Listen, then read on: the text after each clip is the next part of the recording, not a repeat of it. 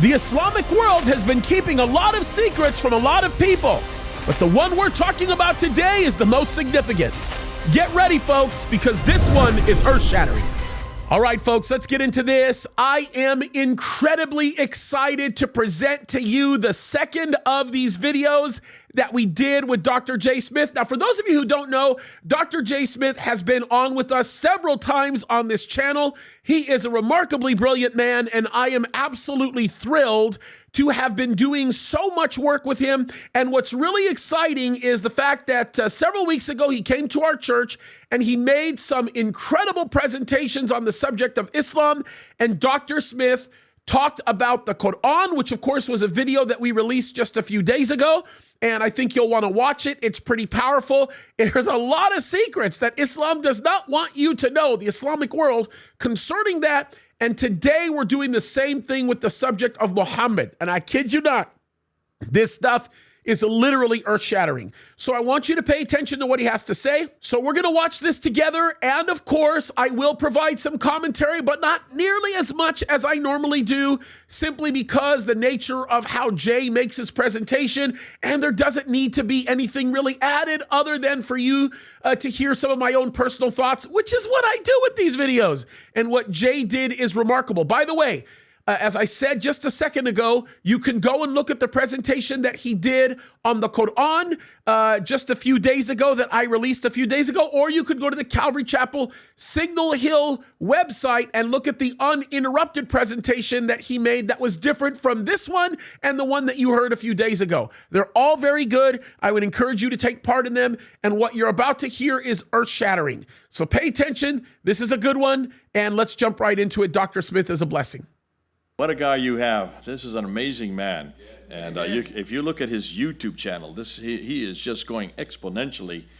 He has doubled the number of subscribers I have, and I've been going since 2007. Now, my area of on my YouTube is only on Islam and only on polemics and only on historical polemics. So he is correct. I am the only one in the world that has a PhD in Islamic polemics, which is a tragedy when you stop and think of it.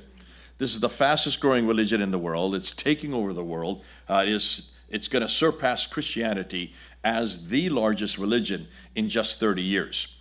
And I'm the only one that's confronting it, using historical criticism. Isn't that tragic?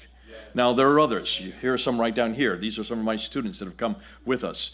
We have a whole area of Masters of Arts in Apologetics and Polemics to Islam that was part of Calvary Chapel, Veritas International University, which is your seminary.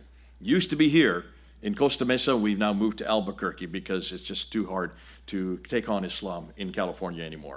There are too many restrictions. There's too many high taxes as well, from what I understand. So we moved to Albuquerque, but we do all our teaching online. Everything is done by Zoom webinar every Monday night.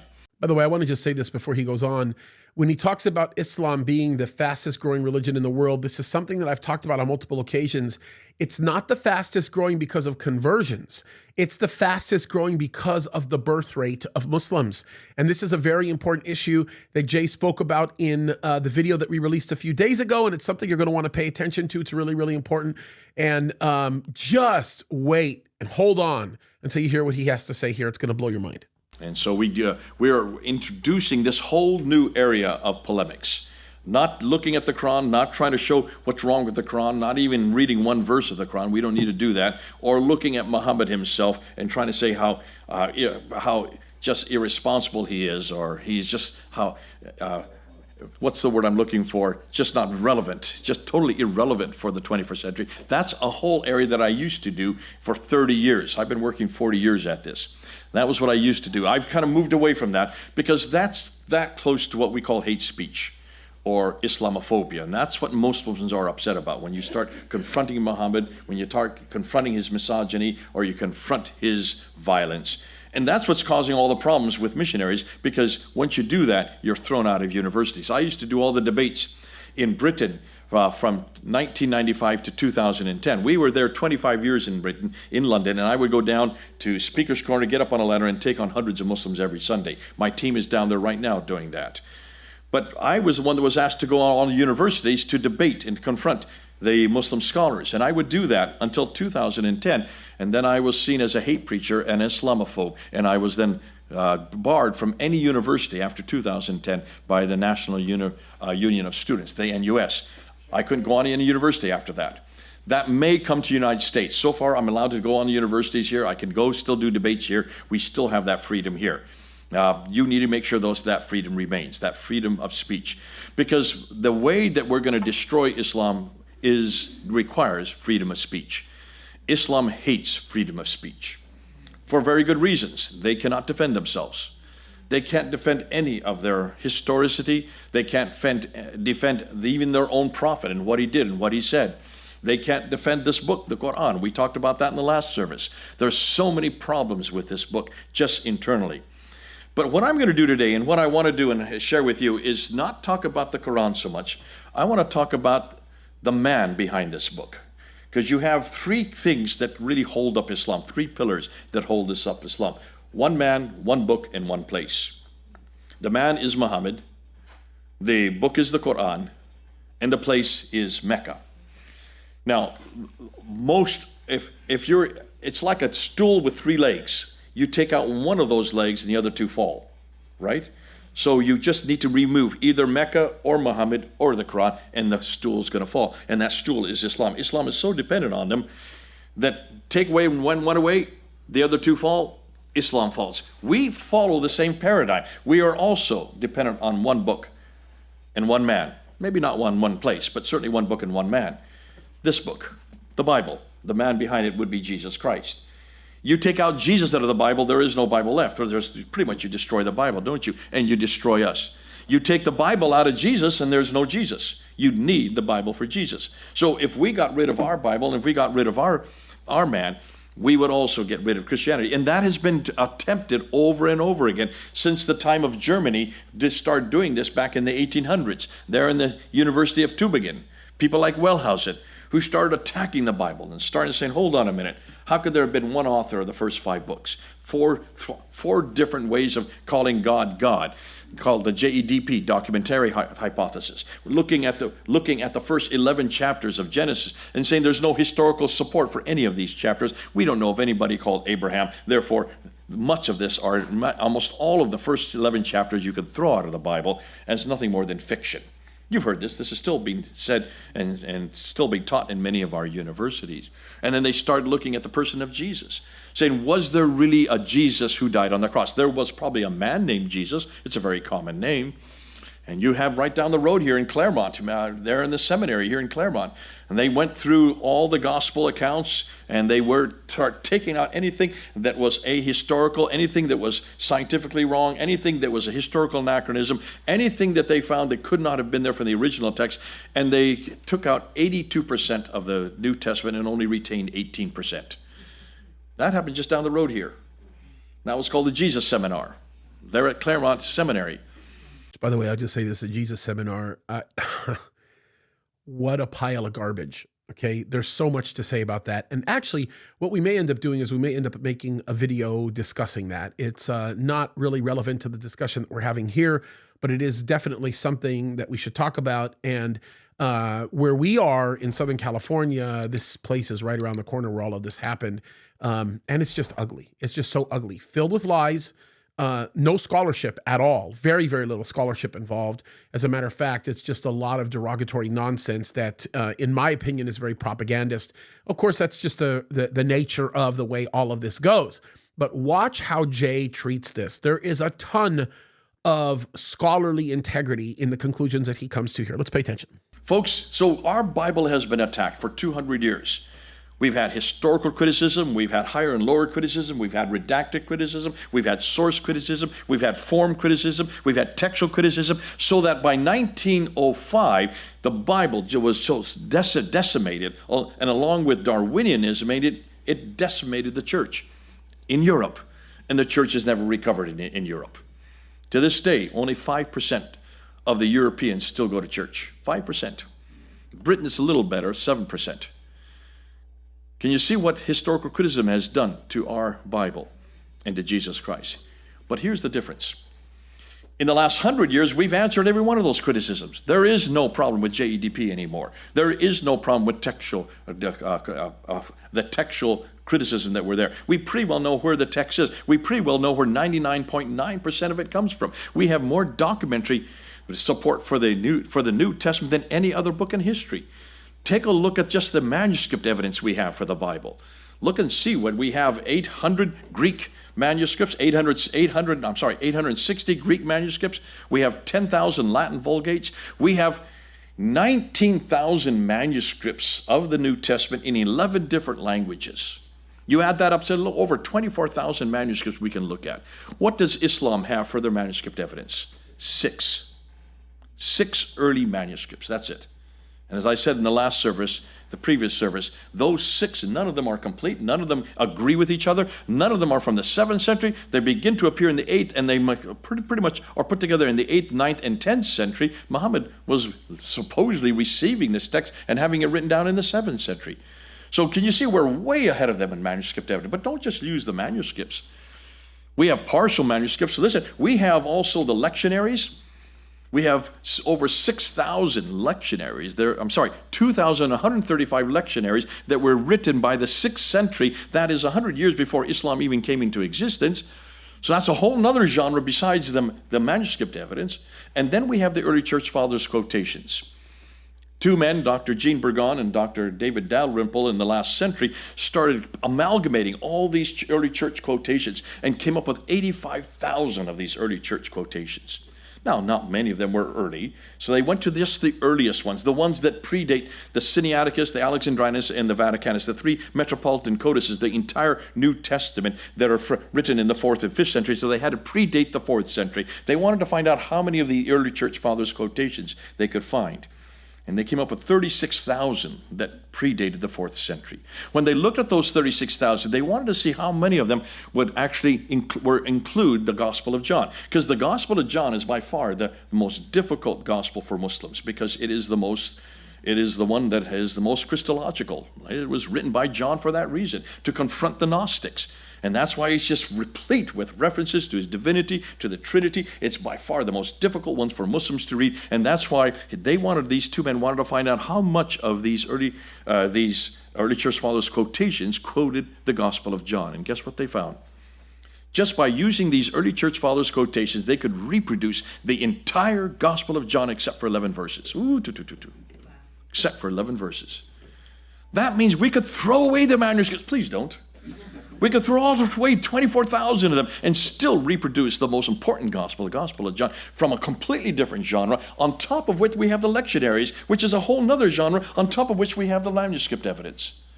And by the way, this issue that he's mentioning with the early church fathers is an extraordinary one. As a matter of fact, if you take some time to dig into how they did this, it is so absolutely remarkable.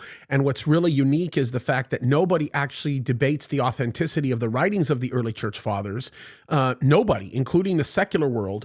They don't debate it, although there's a lot more manuscript evidence in some contexts for parts of the New Testament. They still don't debate it. They don't come against it. And when you start looking at the writings of the early church fathers and many of the doctrines that they speak about and the things that they say, you can see the New Testament being quoted. And like he said, I knew it was only a small amount of verses, but I didn't realize the exact number. It's 11 verses. It's pretty extraordinary. I knew it was a few. I just didn't realize it was 11. And that's a pretty extraordinary thing when you think about it, because we have so many different levels of evidence that show the validity of the scriptures, that show the authenticity of the scriptures, that prove the fact that God's word is without any error, and that we understand that his word is true. And so it's something that we can put our faith and trust in. It's something that we can rest in, and it's pretty remarkable. But guess what, folks? You can't say that about Islam. You cannot say that about Islam. And that's a pretty heavy thing to say, but it's very true. You cannot say that about the Quran. No other piece of literature can claim what I've just claimed. Certainly this book can't. We showed that in the last service. But we did that last service. Now I want to talk about the man behind this book. And I want to talk about the city he comes from. The city would be Mecca, and the man is Muhammad. Let's start with the city. Because the nice thing about this, if you take down the city and take away the city, then it doesn't matter what Muhammad you're talking about. If he doesn't come from Mecca, it's not the Mohamed of Islam, right? The Mohamed of Islam has to have lived in Mecca, has to have been born there. He was born there in 570. In 610, he started receiving revelations there. And when you just take the Quran and split it in half, the second half would be Meccan. This is all the Meccan surah. The first half would be Medina. Isn't that odd? The Medina starts first and the Meccan comes second, though this is the part that was revealed first and this is the part that was revealed second. Turn upside down, you got the right sequence. But nonetheless, this is Mecca. So he starts receiving these revelations in 610 up until 610 up until 622, when he then moves to Medina and then continues to receive the Medinans up until 632 when he dies by being poisoned by his wife. So here you have the book itself there in Mecca. He's living in Mecca. He moves from Mecca to Medina in 622. So there has to be a Mecca for him, right? More than that, Mecca has to be a pretty old city. Why? Because in chapter 7, verse 24 of the Quran, it says that when Adam and Eve were thrown out of the Garden of Eden, it doesn't say they were thrown to Mecca, they're saying you're thrown down to earth. To understand where on earth they were thrown down to, you need to go to the traditions. You need to go to Al-Bukhari. And Al-Bukhari says very clearly that she was thrown down to Mecca and Adam was thrown down to Sri Lanka. Whoever threw them down was a lousy shot. Don't worry. Good old Adam was 90 feet tall. And so he just stood up and went boom, boom, boom, boom, boom, boom, all the way up to join his wife in Mecca. That's what the traditions tell us. So that means if Mecca is where Adam and Eve were, it would have to be the earliest city in mankind, right? There's no one earlier than Adam and Eve. Am I correct? Yeah. So you can't have a town that is, unless there are people. So it would be the earliest inhabitant for mankind, number one. In chapter 21 of the Quran, it says that Abraham was living in Mecca. He was the one that rebuilt the Kaaba with Ishmael, his son. If he's there in the Kaaba in 1900 BC, because that's when he was living, then it has to be one of the most historical cities. Certainly it's been around since 1900 BC. According to the traditions, all the trade going north, south, east, and west came to Mecca. Mecca was at the center of trade. That's why it was so rich. That's why it was so powerful. That's why it was so important that Muhammad controlled Mecca.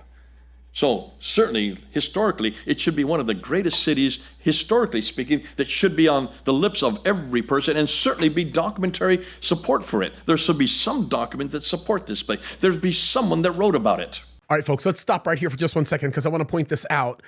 Just based on what Dr. J just said, you've already eliminated the credibility of the claims of Islam. Already. And he's going to explain why, because the very existence of Mecca is brought under question during this time period. And there's many other issues that are completely brought under question. And it's obvious. The evidence is there. We understand it. We know it. It's clear. But you haven't seen anything yet. Watch this. A scholar named Dr. Patricia Corona, who's a friend of mine before she died, obviously she went to be a friend now that she's dead. But she was a lady who could read and write 15 languages. How many of you can read and write 15 languages? Now, not just modern languages, these are archaic languages. Languages like Akkadian, Syriac, Nabatean Aramaic. These are languages like Nubian languages, the Himyarite languages. These are languages all around the Middle East. She could read and write all of them. She's the only one in the world that I know of that can do that. She is from Denmark, and she was teaching in the head of department at Oxford University. When she started asking the question I just asked, why is it we don't have any record of this city? Or what record can we find? Now, she would be the best place to find any record because she could read all the languages. So she went to all the documents from the 2nd, 3rd, 4th, 5th, 6th, all the way up until the 8th century and could not find one reference for any of these, this place called Mecca. She went to all the documents that were surrounding that area. Oh, she found lots of references to other towns, small little towns that are close to Mecca. She found references to Aden in the south, and to Sana'a, to Najran, to Taif, to Yathrib, to Khaybar, to Tabuk, all the way up to Petra. All of these are up on the western plateau. These are just little hamlets along the western plateau of Arabia. Not one reference to Mecca. What does that tell you? Doesn't look like Mecca existed in any documentary form. If this was where Abraham lived, if this was where Adam and Eve was at the very beginning, if this is the earliest inhabitant of mankind, someone should have said something about it. So she went then to the documents of all the people that were there that were from those different societies. So she went to the Himyarites, which are in what is Aden today. No reference to Mecca. So she went to the Assyrians, no records to Mecca. She went to the Romans, no records of Mecca. She went to the Persians, no records of Mecca. She went to the Nabateans, way up in the north, no records of Mecca. She went to the Nubians, right across the Red Sea, no record, not one word about a place called Mecca. Not one word. Until she found a document, the Apocalypse of Pseudo-Methodius Quintoniuata, written in 741 AD. 741, that's the 8th century AD. Muhammad died in 632 AD. This is over 100 years later. Finally, she found a record, the first reference to Mecca anywhere in the world, and it's there, right there in this Continuato. And what was interesting is it places it way up in Haran. That's in southern Turkey. Mecca in southern Turkey? That's 1,000 miles, that's 1,200 miles further north. It's in the wrong place. So that can't be the same Mecca. So she decided to look at the maps. And now to go to look at the map, there are no maps in the ancient world because they didn't use maps, because they didn't think about looking from looking in space down. We can do that today because we do have aircraft that can do that. But back then they would just write reference after reference after reference. And the one who wrote all about Arabia is called Ptolemy. He was living in the 2nd century AD. And Ptolemy is the geographer of Arabia. He's the one that wrote the geography of Arabia. And she went to look at his works, and you can see, they're right there. You can read them. You can get in the library today. And there are different Europeans who have tried to put maps together looking at what he said. And look at those maps. They have all kinds of little places and hamlets and all the rest, and rivers and mountains, but no reference to Mecca in any of them. Not one reference to Mecca. This is a problem, folks. By the way, if this sounds absolutely crazy to you, if this sounds ridiculous, maybe you're from the Middle East, maybe you're born in Saudi Arabia, my mom and my dad are both born and raised in Egypt, I'm going to tell you this right now, none of this is disputed, okay? None of it is. The serious scholars, the ones who are truthful, the ones who actually are willing to speak with real scholarship and have integrity in the representations will all say, yeah, we agree. We don't see any reference to Mecca as we know it today in Saudi Arabia. Very important fact here. That's a very important distinction. And I want you to really think about that a little bit because it's going to have a heavy play in what he's about to bring up. And this is important stuff, okay? We can't separate these things from one another. Just pay very special attention to what he says here. But why do you think there's no reference to Mecca? I can answer it with one word. In fact, I want to let my students answer that. What is the reason? Water. You have to have water. Am I correct? In order to exist, for people to exist, you have to have water. Why? No water, no food, no people, no towns, no cities, no civilization, no history. How long did it take me to say that? That's all you need to say. Look at a map. Just look at any map. Go home and look at a map and see where Mecca is. It's in a desert. There's no water there. There never has been any water there. There never will be any water there. Oh, I lie on that one. There will be water there. The water is there now, but it has nothing to do with Allah. The Zamzam well is there. Muslims will tell you, the Zamzam well has always been there. Have you ever seen a picture of the Zamzam well in the 1800s? It's 30 feet across and 50 feet deep. And this is the well that Muslims say that all the pilgrims, 4 million pilgrims that come to Mecca every year, they come and they drink the Zamzam well because it gives them, it heals all their sicknesses. This is the well that everybody wants you. You go to any bookshop here or any Islamic center and go on their shelf, there's always Zamzam water for you to drink. Usually liter after liter after liter. It supplies enough water for 1.8 billion Muslims. From one little well that's only 50 feet deep and 30 feet wide. Don't worry, Muslims will say because Allah supplies it. Allah supplies it, and He will always, it's inexhaustible because of Allah. This is what they'll tell you. Well, I decided to go up and look on Wikipedia to find out exactly about this Zamzam well. You can do the exact same thing what I'm going to tell you right now. Go up on Wikipedia and put Zamzam there, and they'll show you pictures of the well. It's been capped as of 1953. There's a cap on it, and there are some pipes going down into it. And when you look at you follow, they even have pictures of the pipes going in and pipes coming out. So follow the pipes. The pipes then go up to the mountain, overlooking up on the hill, and there are 11 huge big tanks, the largest water tanks in the world, 11 of them, built by Britain. United Kingdom. Now follow the water from the tanks to their source. They just follow the waters and they start going down the mountain down to Jeddah on the Red Sea. And you look and see where those pipes go. They go to these big desalination plants. The largest desalination plants in the world are right there in Jeddah, built by Bechtel Corporation, Kansas City. He's not wrong. That's all verifiable. The pictures are right here. Take a look. What he's saying is 100% correct.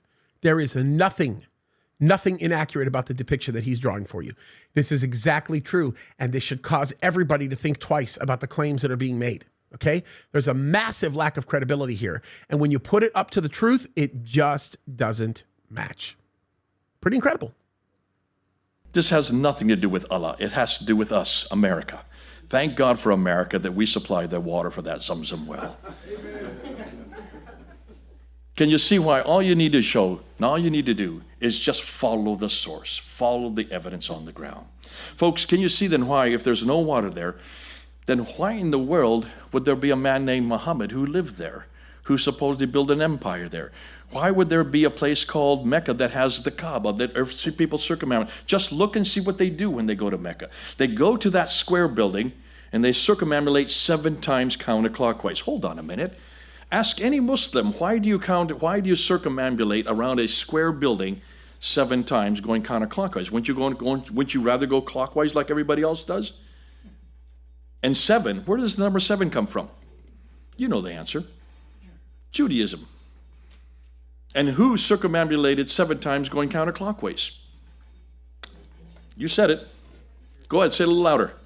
Jericho. It comes from Jericho. It's the Jews who do that. They do it, and where do they do it? And where were they doing it in the 7th century? And where were they doing it prior to the 7th century? Before the temple was destroyed, they did it at the temple in Jerusalem, Mount Moriah.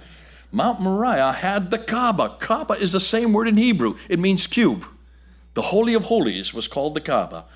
And the Jews circumambulated 7 times going counterclockwise because of Jericho. This is nothing more than borrowing from Jerusalem.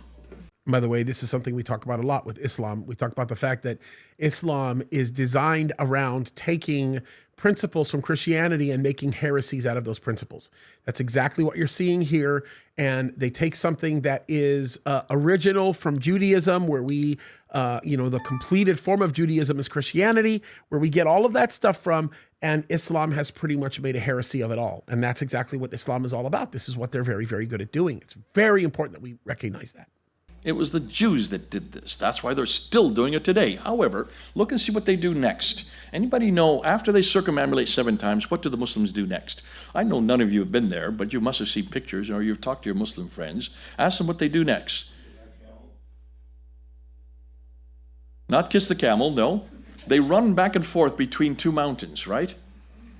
Right? Just say yes. Yes. They run back between 2 mountains called Marwa and Safa. Marwa and Safa. Right next to the Kaaba, really just about 100 feet away from the Kaaba, are these 2 mountains, right? And the reason for that is because Hagar was the one that was there in Mecca. She was thrown out of Mecca by Abraham, who's living in Mecca. She went out to the desert and she ran out of water, of course. And she needed water for Ishmael. So she left Ishmael where he was, and she ran towards Marwa, which is the mountain of Marwa, and looked for water, couldn't find it. So she ran towards Safa, couldn't find water, and she went back and forth 7 times. There's the number 7 again. Isn't that interesting? Finally, when she came back to Ishmael, depressed, she looked down and she saw water burbling out of the ground. So she said, Zamzam, Zamzam, enough, stop. And that's why you have the Zamzam well today. Now, just stop and think that through. Hold on a minute. Take a look. Go up on Wikipedia and look for the pictures of Safa and Marwa. And you will find that they are just big hunks of rock about 20 feet high. 20 feet high, children can climb on it. These are not mountains, folks. These are just rocks. And if she was out in the desert and ran out of water, and she's only 100 feet away from the Kaaba, right in the middle of Mecca, which has thousands of houses all around it, why did she just go on the next house and knock on the door and ask for water? Obviously, this is not the original Marwa, and this is not the original Safa.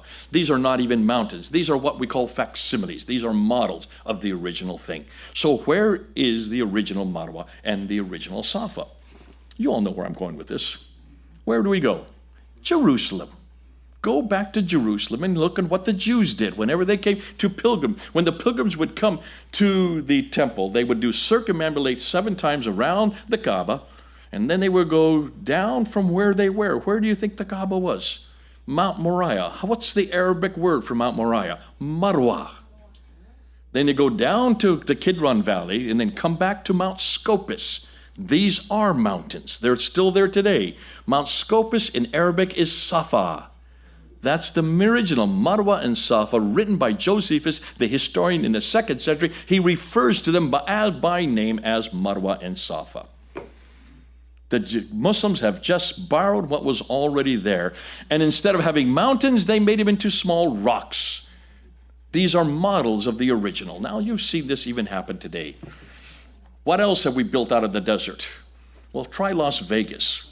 Built out of the desert as a playground for all the people. Now, what's there? There's an Eiffel Tower there, and over here is a pyramid. Is that the original pyramid, the original Eiffel Tower? No, they're facsimiles of the original thing. We do that even today. Take a look at Dubai. 20 years ago, Dubai was a desert. There was nothing there. It has the tallest building in the world. It has the biggest ski slope. It has a whole world of islands. It is the playground for everybody. It's where everybody comes to sell and buy. It's become basically the Mecca of entertainment. What do you think Mecca has become? Mecca has become the place for pilgrimage. And there was basically they just taken what was in Jerusalem and brought it down to a place called Mecca. But when did they do that? There's no reference to it in the 7th century. This was all done in the 8th century, when Mecca had to be chosen because they couldn't use Jerusalem because it had too much history. Mecca had no history. So why did they do that? Well, now we're going to get to Muhammad. We pretty well know that there was no Mecca there in the 7th century. If there's no Mecca, then it doesn't matter what Muhammad you show me, he's not from Mecca. If he's not from Mecca, then where is he from? It's not the Mohamed of Islam, right? I think we can say that pretty categorically. So what you need to do is you need to look and ask, well, what is the word itself? Does anybody know Arabic here? Where happened to my Abdul? I lost my Abdul. Where's Lynn? Okay, Lynn, why don't you come sit over here? Well, I can see her. I'll just come over here. Lynn, you know Arabic. So Mohammed, the word itself, how many consonants are there? 4. And how many vowels are there? 2.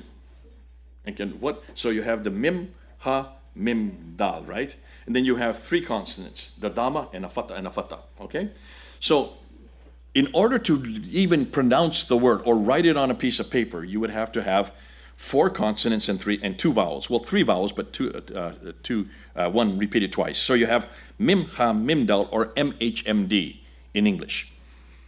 Now, you know Arabic, right? Was there any vowels in the 7th century? No. Vowels were not really created till the 9th century, right? So there were no vowels to write the name Muhammad. So if there are no vowels, why don't you take those vowels off, and what are you left with? 4 consonants. Now pronounce it. You can. Mahmad. It's now Mahmad. It's not Muhammad, it's Mahmad. Suddenly now we have a completely different word. In fact, Mahmad is very well known. Mahmad you can get everywhere. In fact, why don't you open up your Bible to Song of Solomon, chapter 5, verse 16, and read it in Hebrew, if you have a Hebrew Bible. Because Solomon writes about it. The Mahmad, the altogether lovely one, O daughters of Jerusalem. He's referring to himself. That's the Mahmad. It's the same word in Hebrew as it is in Arabic. It is the altogether lovely one. It's also known as the anointed one. He's also known as the praised one. So this is not a name, it's a title. Ooh, I love this. It's a title referring to a person. But as it became known as the praised one, the anointed one, the Jews started referring to the Mahmad who is yet to come, the Messiah who is yet to come. They're waiting for the Mahmad in Arabic, the Messiah.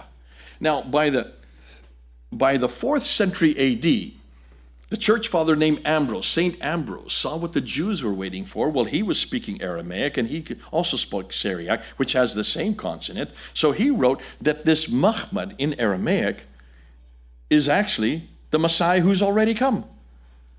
And he's going to come a second time. And he is Jesus Christ. So the Mahmad, according to St. Ambrose, is Jesus Christ himself in the 4th century. So now jump to the 7th century. We're no longer in the 4th. We're now 300 years later. and you have Muhammad appearing everywhere. The Jews were using Muhammad, actually, they were using it as a title to apply to their exilarchs. An exilarch is a Jewish authority outside of Jerusalem when the temple was destroyed in the 70 AD and all the Jews had to leave Jerusalem and had to go into the diaspora. They took their scriptures with them, but they also took their authorities. By the time they made it all the way to what is today called Baghdad, it was called Ctesiphon at that time during the Sasanian period, they started seminaries there. And the ones who ran the seminaries there in what is today Iraq, who were all Arabs, though they were Jews, they spoke Arabic, they were Jews who spoke Arabic, they used the word Muhammad as a title before their name. So Muhammad ben Huziel was the exilarch of the 7th century. Muhammad, the praised one, not the Messiah, the praised one, who was the exilarch. So Muhammad's well known in Judaism in the 7th century. When he died, the next one that came on was Salman, Muhammad bin Salman. So he was the next exilarch. 5 exilarchs in the 7th century all had Muhammad before their name. So the Jews knew who the Muhammad was. He was the Messiah yet to come. They're still waiting for the Muhammad. The Christians, meanwhile, were waiting for the Messiah to return. And so they would use Muhammad to refer to this Messiah. So now we come to probably the crowning thing that's really going to underline this. We now come to the caliphs. Now you've heard that the caliphs in Islam are known as Abu Bakr, Umar, Uthman, and Ali. Those are the first 4 caliphs that come after Muhammad. Abu Bakr, he only lasted 2 years. He died came to power in 632, lasted until 634. He died nicely. Umar comes to power. He only lasts 10 years. He dies from 634 to 644. He is killed. And then, of course, comes Uthman, who's the one that actually wrote this book, and put it into a textual form. And he lasts from 654 up till 644 up to 656. So he only lasts for 12 years, and he is killed. And then Ali comes at the very end, and he lasts only 5 years, from 656 to 661. He is killed. So the last 3 are all killed. But nonetheless, what's the first thing you do when you become a caliph? Well, time you are an emperor or a caliph or a king, the first thing you do, or if you're in ancient world, is you get up and you tell the people on the radio and you tell the people on the television and you get it out in the newspaper so everybody can hear you're the new emperor, right? No, come on. They didn't have newspapers or radios and televisions back there in the 7th century. I had everybody saying yes, that's right. Because that's what we would do today. But we're in the 7th century. There was no radio. There were no newspapers. There were no television. So how do you announce yourself to the whole world? How do you announce yourself so everybody, all the way from Spain over to India, from Turkey down to Yemen, the second largest superpower today, how do you announce that you are now the new caliph? You would mint coins. That's the best way. You would mint coins, knowing that the coins would get in the hands of everybody. So they minted coins. And if you look, the coins are there. I've got them. I'm buying them. Please buy them, because we need to buy them, because the more we buy them, the more the Muslims cannot buy them and melt them down. And these coins were either gold solidus's, or they were copper coins, or they were silver coins. Those are the 3 metals they use. The great thing about coins, if you don't melt them down, they last forever. They are indomitable. They don't disintegrate. They don't deteriorate. That's why coins are great, because they're made out of metal. Look at the coins. The coins tell the story. And what you will notice is in the 7th century, these are Arab coins. They're in Arabic, but there's no reference to anybody named Muhammad on them. There's no reference to anybody named Abu Bakr or Umar or Uthman or Ali. So here are the first 5 caliphs that didn't mint coins, yet everybody mints coins, which suggests to me there was no Muhammad, there was no Abu Bakr, Umar, Uthman, and Ali, since there's no coins to support it. By the way, he's going to get a little bit more into the issue with the coins. The one thing that I have to tell you, and we'll show you some pictures of some of these coins, they're from Jay's collection. The one thing that I would tell you is this. The moment the Muslims catch on to this, and they're already catching on, they're already finding out, they're already beginning to recognize what's really happening, they are going to go out of their way to find these coins and burn them down. They are going to destroy these coins. They are going to do whatever they can to remove any record of the existence of these coins, because these coins collaborate the story that Jay is referring to. This is critically important that you recognize this. By the way, Jay will say this: buy those coins. Buy them. Whatever you do, buy them, because they really do tell a very important story. They're critical stories. I plan on buying a few myself. In fact, we can't find any documentary evidence for any of those first 5 caliphs. None, not one. The first caliph that we can recognize that actually has coins that we can see is named Muawiya. And if you were a Muslim, you know exactly who I'm talking about, because he is the one that introduces the Umayyad Caliphate. And he introduces it by destroying Ali at the Battle of Siffin, which never existed, but nonetheless, he took over at the battle in 661, and the first thing he did is he minted coins. Where did he mint them? In Damascus. Wait a minute, Damascus? If he's a Muslim, what's he doing way up in Damascus? Shouldn't he be down in Mecca, Medina? Why isn't he down in Mecca, Medina? One word: no water. No water, no food, no people, no towns, no cities, no civilization, no coins. That's why there's no coins down there. There's no mints down there. Look at where the mints are. They're all up in the north, and they're all down in the south in Yemen. Why are they up in the north and down in the south and not in the middle? Because of water. It's as simple as that. One word destroys that argument. Learn that, folks, because whenever Muslims say, well, we have this, we have the Zamzam well, or we have this, we know that Muhammad is there, I say, wait, there's no water there, there's no water there. It shuts down those arguments so quick. Now, so you have this Muawiya, he's putting together the first caliphate, the first empire of Islam, right? This is the first Muslim empire. And there he is up in Damascus. And he mints coins, which is what every caliph does. And he mints coins, and look at the coins. I've got them. You can see them. And there is a picture of him on the front. And he's got his name there, Muawiya. And he's holding a cross in his hand. He has a cross above his head. He has a spear with another cross next to him. On the back side of the coin is the letter M, means it's number 40. And at the top of the M is another cross. Is there a problem with that?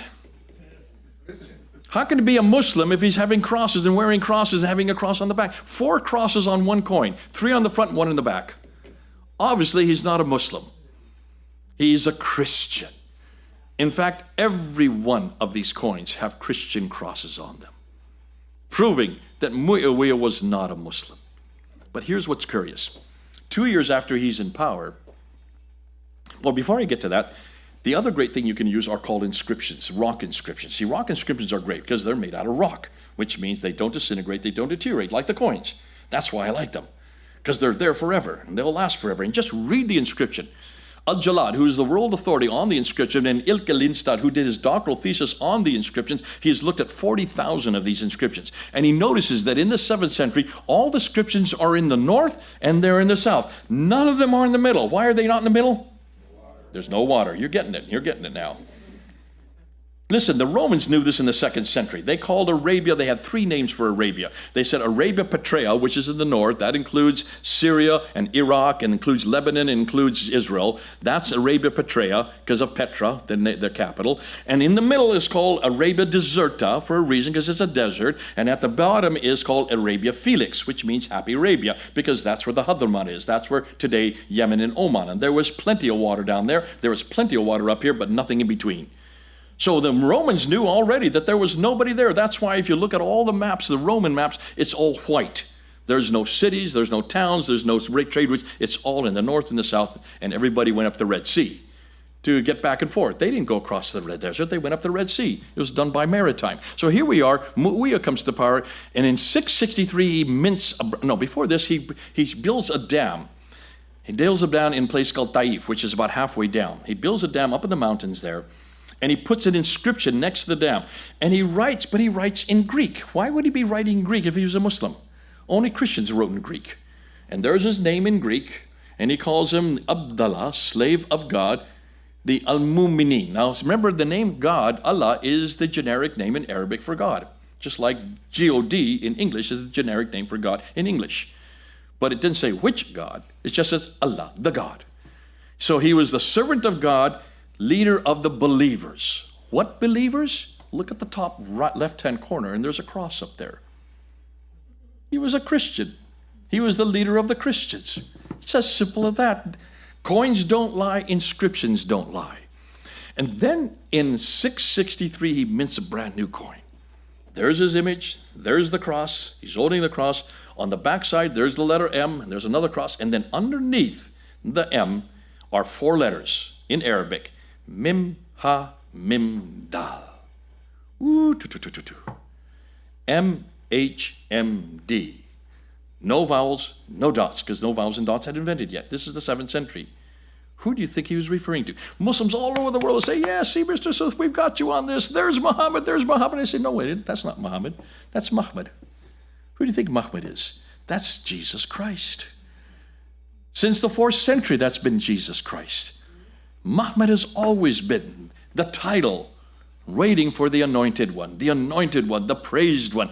That's proving that he is a Christian. Oh, I love it. It makes it so easy. Now, we're going to end with this. When you look at all of the references, and Muslims are coming back and they're saying, no, wait a minute, Mr. Smith, there's reference after reference after reference to this man, Muhammad. I said, wait, Muhammad or Muhammad? Oh, we don't know about Muhammad. I said, well, none of these are Muhammad. You don't have any vowels or dots that early. These got to be Muhammad. They said, yes, but look at, you have the Doctrine of Jacobi written in 634. There's a picture. I said, that's not Muhammad. In fact, his name's not even there. It's just a man with a sword. And look where he's doing it. He's up near Jerusalem, too far. Muhammad never went that far north. And they said, well, yeah, what about Sabaeus? Bishop Sabaeus. He writes it by name, Muhammad. I said, not Muhammad, Muhammad. And look what he says. He's there in Jerusalem. He goes to Gaza. Did Muhammad ever go to Gaza? No, that's way too far north. So who is this? The Muhammad, the praised one. Okay, what about John Niku, who writes in the late 7th century, in 690, he refers to Muhammad by name. I said, look at it, it's written with a T. That is the Persian spelling of Muhammad. And look at, he's a Lahmid. The Lahmids are in northern Iraq. Again, way too far north. The praised one, way that far north? And then they say, oh yes, but look at John of Damascus. In 730, John of Damascus writes his masterpiece. Now remember, John of Damascus was in the courts of Abd al-Malik, who built the Dome of the Rock in Jerusalem, and he is there, he is watching this religion start to reform. But it's not a religion. Because what does John of Damascus, what does Abd al-Malik do? Abd al-Malik is the caliph who owns all the land from Spain to India and from Turkey down to Yemen. He now is the greatest of all the Umayyad caliphs. He comes to power in 685, and in 691, he builds the Dome of the Rock. Have you seen pictures of it? Looks pretty nice, doesn't it? Has a gold dome right there in the middle of Jerusalem. That's not the original building.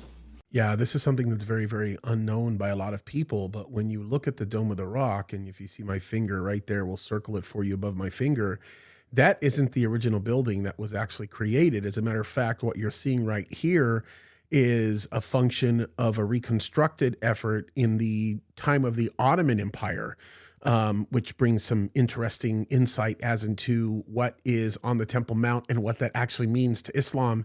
And it's such a really, really unique issue. It's a lot more complicated than a lot of people make it out to be.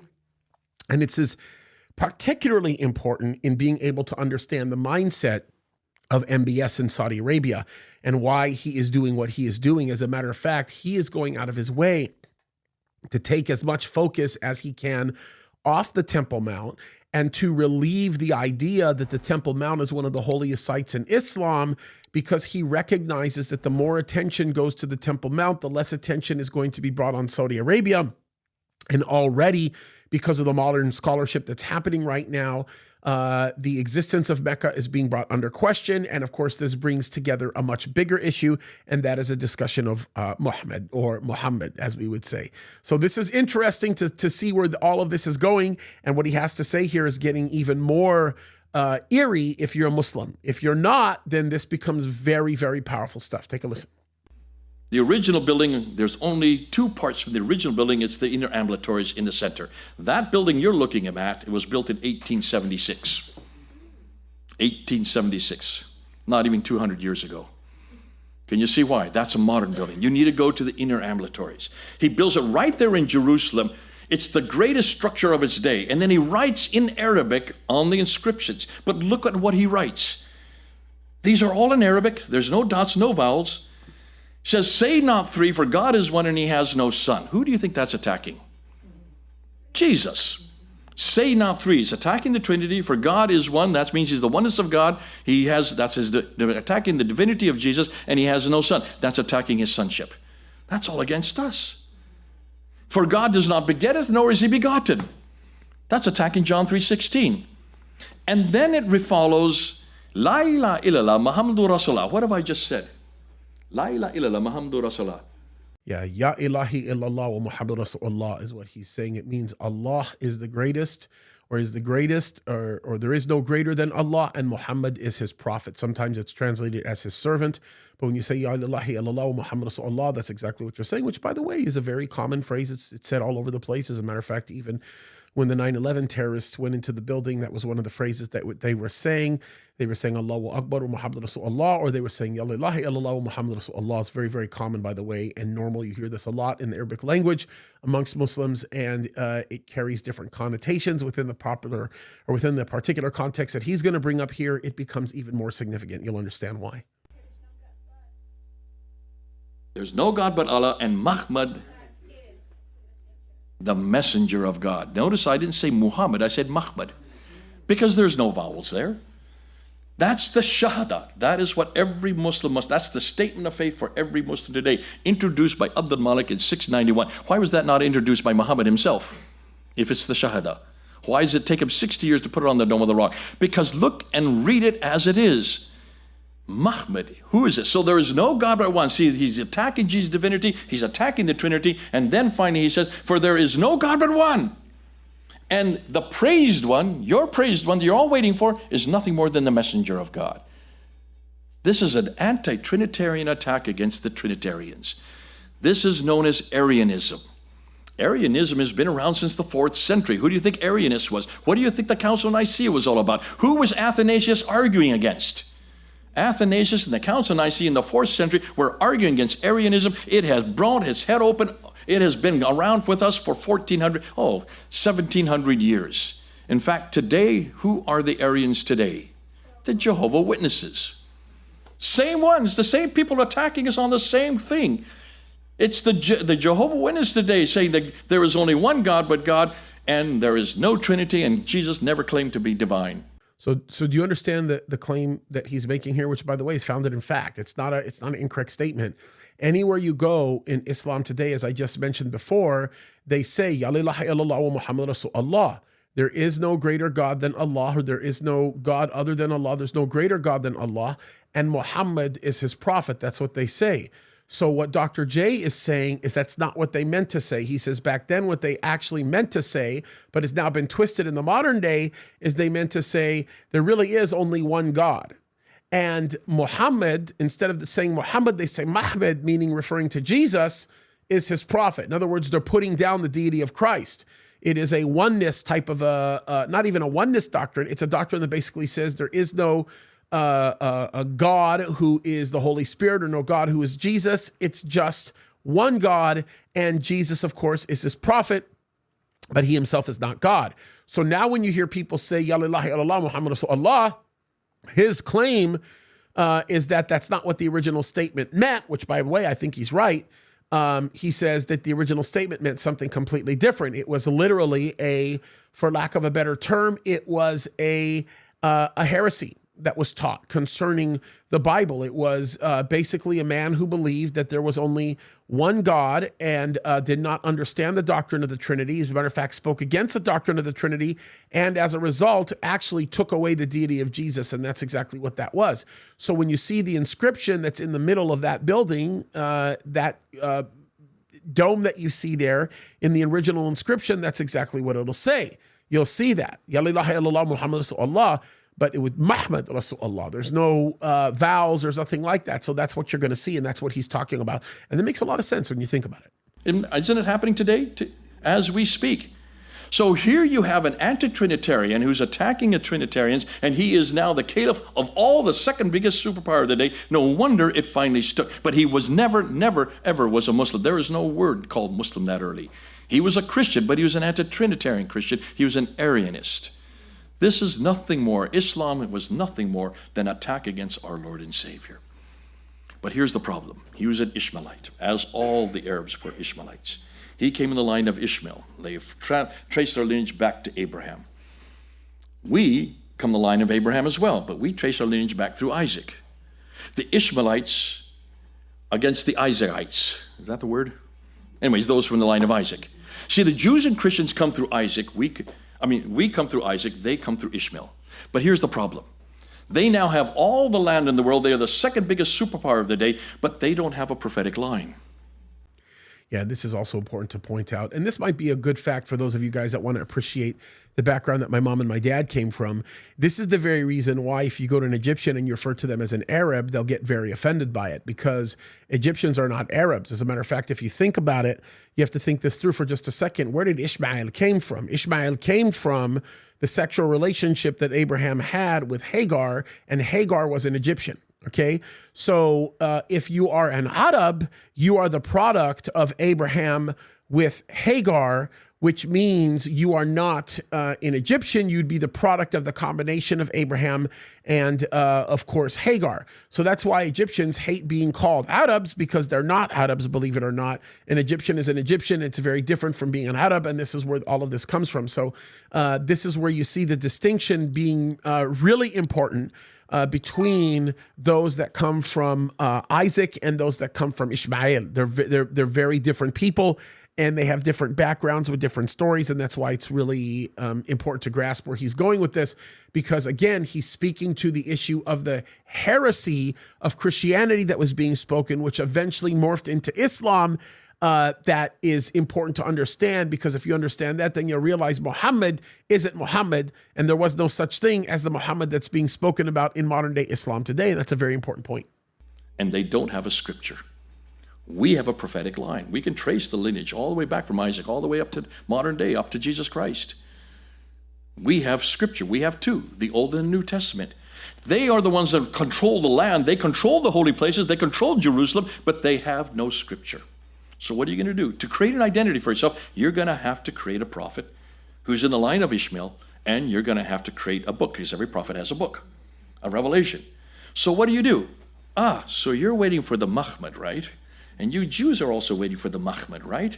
You Jews, you're waiting for the Muhammad to come the first time. You Christians, you're waiting for him to come the second time. We've got the Muhammad. And they put him up there on the Dome of the Rock, and they put him on the coins. 695. We now, 691, they put the coins up. And then in 696, Abdul Malik introduces a brand new coin. I bought it, cost me $1,300. It's a gold solid. It is La ilaha illallah. It has the Shahada, and then it has all these references attacking Jesus Christ, attacking his divinity, attacking his sonship, attacking the Trinity. And it says that we will be victorious against the associators. Who are the associators? The mushrikun, those who associate another with God. That's us. They believe we have elevated Jesus to the divine status. That is in 696, and that has now remained till present day. It's all against Jesus Christ. But now they have to introduce that Muhammad. Now to have that Muhammad, you need to give him a story. You need to give him a place. You need to put him in a place. But you can't put him in Jerusalem, because that has too much history. That's why you have to introduce him to Mecca. You've got to put him in a place. But once you put him in a place, you've got to give him a backstory. Notice there is nothing written about Muhammad at all in the 7th century. There's nothing written about Mecca in the 7th century. There is no Quran in the 7th century. Did I not start that from the very beginning? So therefore, you need to look and see when these Qurans were starting to be introduced. The earliest manuscripts, like I said in the last service, only start to be introduced in the 8th century, but they're not complete. In fact, John of Damascus, who was right there in Abdul Malik's court watching this happen, he writes his greatest treatise in 730. He now retires, goes out to a monastery, and he writes it. And look what he says. Look at the title. Okay, and before he gets into what this is being said, or what's being said here, you have to understand this is why we hit the fast forward button into the modern day, and you get insight as into what MBS is doing and the claims that he's making regarding Mecca. And this is exactly why he's trying to take the focus off of Jerusalem, because the more focus is on Jerusalem, the more awareness is developed concerning the fact that Mecca wasn't even around during the time of the fictitious Muhammad that's been created by Islam. And if that's the case, then in essence, what happens is the economy of Saudi Arabia completely falls apart. And I would venture to say that MBS is more concerned about the economy than he is even about Islam, believe it or not. That's why he's doing what he's doing. At least that's the theory that I have. And I think that many share in this theory. The heresy of the Ishmaelites. Not Muslims, because that word had not yet been invented. The heresy, if you're a heresy, it means you have to be a heresy of something other. Heresy of another belief. Well, who do you think the belief is? The heresy is the anti-Trinitarians against the heresy, means the Ishmaelites who are against the Trinitarians, who are those in the line of Isaac. And then he describes this Muhammad that you are now introducing, a new Muhammad, a third Muhammad. This is the new praised one. Look and see what they say about him. He writes terrible doctrines, and he writes 4 different books. The Book of the Cow. Wait a minute, this is only supposed to be one book. But notice what's in the 2nd chapter of this Quran. The Book of the Cow. The Book of the Table. That's chapter 5. The Book of Women. That's chapter 4. The Book of the Camel. That's chapter 0. There is no Book of the Camel.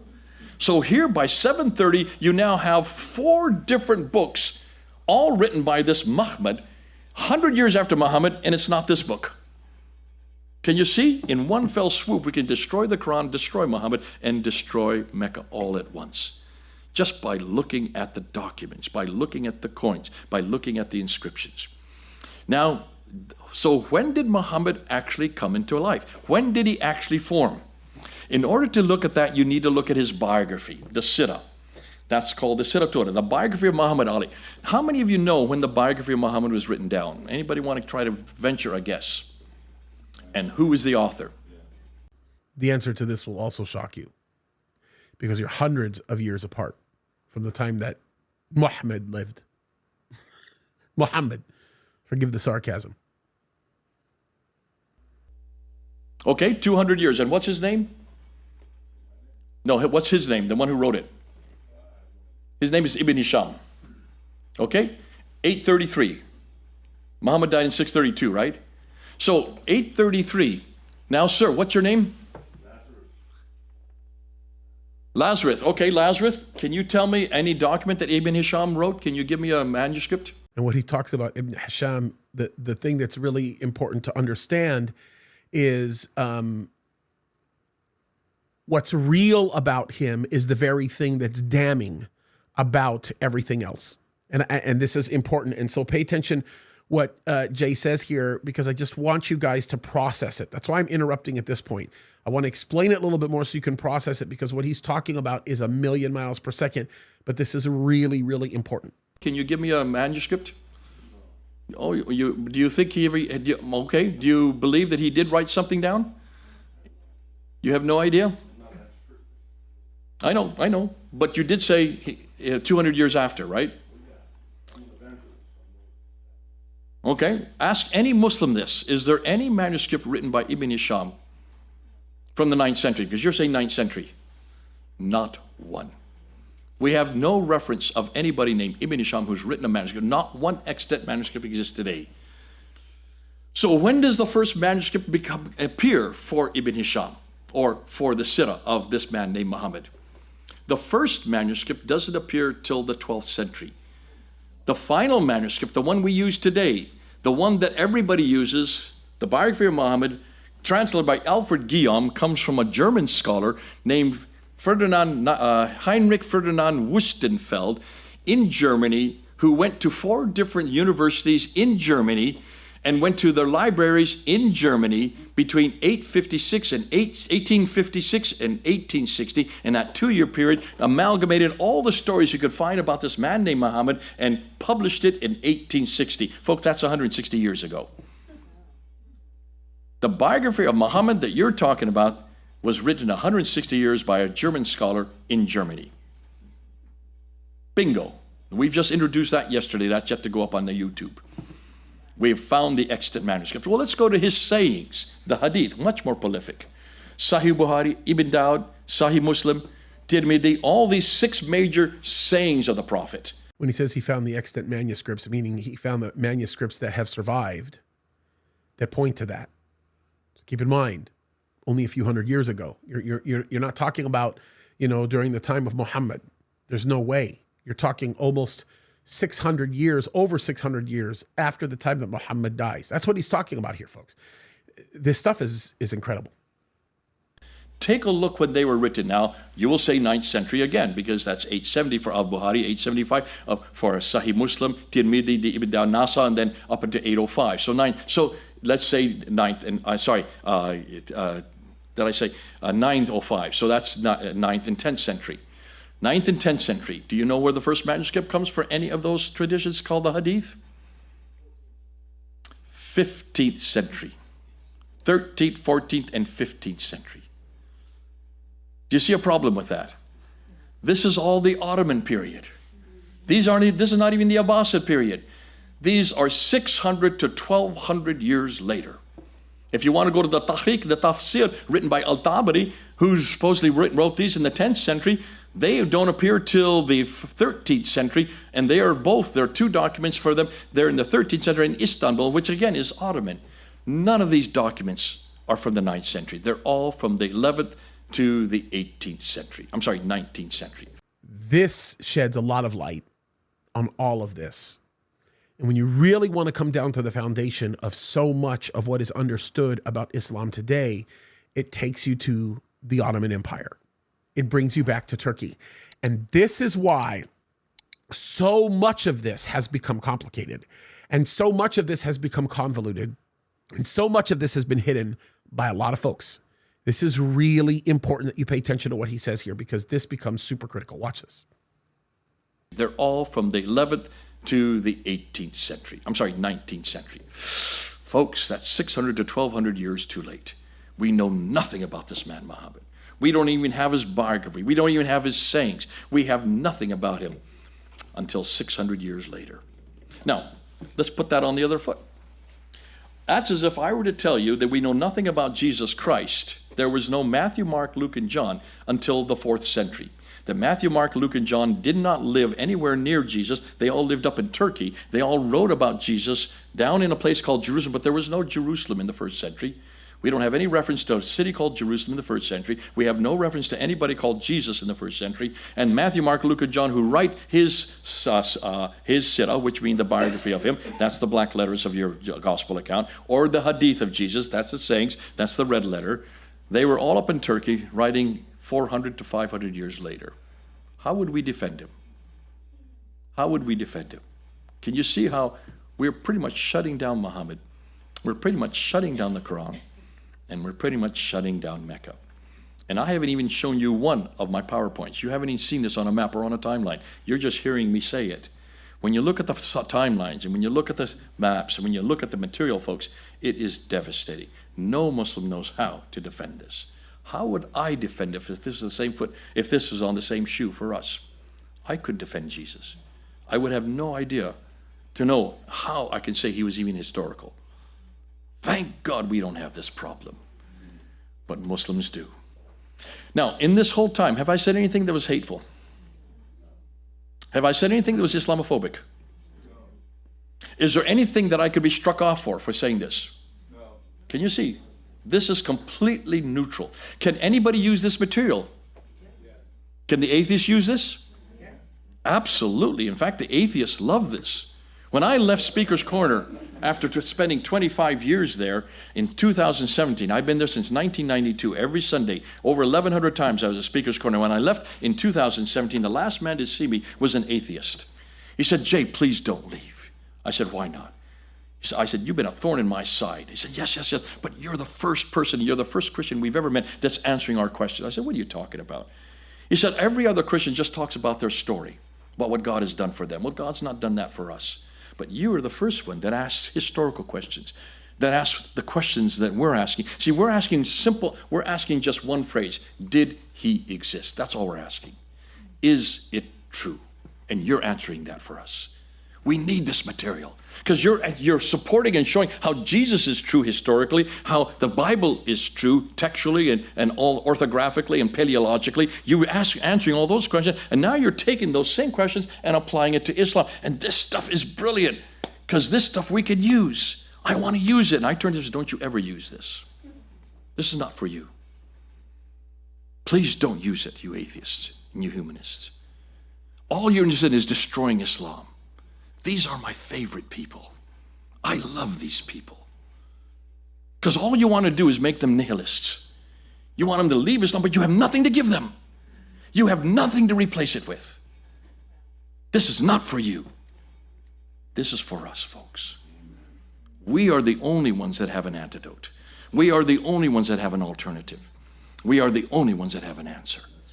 This has to be our critique, folks, because we are the only ones that have passed all these tests. We've already passed the redactic test, the formulaic test. We've already passed all of the textual, orthographical, paleographical tests. We have done it with the Bible. We've had to do it for the last 200 years. Therefore, we understand the power of it.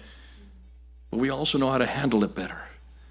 But the major reason is because we're the only ones that have an alternative. I don't want to take them away from God. I love them because they do believe in God. They just got the wrong God. I want to take them away from Allah and bring them back to Yahweh. I don't want to take them away from Revelation. They believe in Revelation. They just got the wrong Revelation. I want to take them away from this little book and bring them back to the bigger, the better book. I keep it bigger and better for a reason, so you can see. I want to take them away from Muhammad or the Muhammad, and I want to bring them back to Jesus. Folks, we're the only ones that can really handle this. We're the only ones that can use it. We're the only ones that should use it because we're the only ones that have an answer for them. We need to bring them home. We need to bring them home. Let's pray. Our Heavenly Father, we love you. You're such a great God, but you're a God who didn't remain hidden. You didn't stay up in heaven. You came to earth. From the very beginning, you were there walking and talking in the cool of the day. You were there with Adam and Eve. You were asking, where are you? I want to have a relationship with you. From the very beginning, you came to earth over and over and over again. You came and you wrestled with Jacob. You came and you were in the burning bush with Moses. You were there in front of the children of Israel, leading them through the desert as a cloud during the day and a pillar of fire during the night. You could take on any form you want, and you came 2,000 years ago. You died on the cross for us. What love, no greater love is this. So Lord, you have been there in our history all the way through, and you've been wooing us back to yourself. But you know that another religion was formed in probably the 8th or 9th century, which desecrated you, which took away your divinity, took away the Trinity, took away your sonship, and tried to introduce something that was a monad. And look at the damage that religion has done. It's now called Islam. Look what they have done in the last 1,400 years. Look and see what they are continuing to do all over the world. They're taking over the world. They will be the dominant power. We need to help them. We need to bring them home. And Lord, the only way you can do that is to introduce you, to introduce your gospel, to introduce you as not a God who is distant, but a God who is eminent, a God who is imminent, and a God who dies for us and then rises again. Thank you for doing that. May we never forget that. But Lord, as we look at our Muslim brothers and sisters who are so deluded because of a book that just completely destroys everything they know about family, about love or relationship, anything they know about even their enemies, Lord, we need to bring them back to you, who told us to forgive our enemies, to love our enemies, to lay down our swords, for he who lives by the sword dies by the sword. What a beautiful example you gave. What a testimony you gave. What a witness you gave. May we be that for you.